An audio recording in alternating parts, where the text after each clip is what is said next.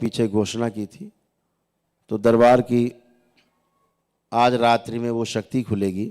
आज रात्रि पूर्णिमा में दरबार की वो शक्ति खुलेगी,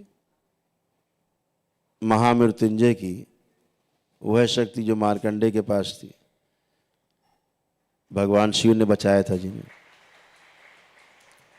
वो दरबार की शक्ति खुलेगी। उनके लिए है वो शक्ति।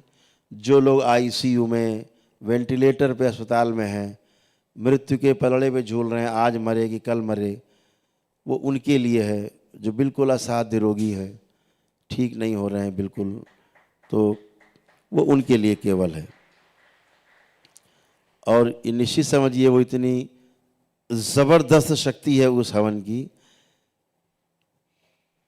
कि मृत्यु कुछ बिगाड़ नहीं सकती, अकाल मृत्यु नहीं होगी।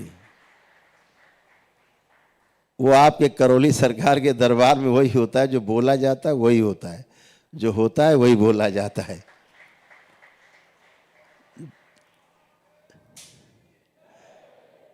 जब आप आरोग्य के हवन करते हो, आपको खुद एहसास होता होगा, आपके रोग और कष्ट सब निकल निकल के उसी में जाते हैं, समाप्त होते हैं। ऐसे ही ये अब हमने बोला है केवल कि महामृत्युंजय की शक्ति खुलने जा रही है।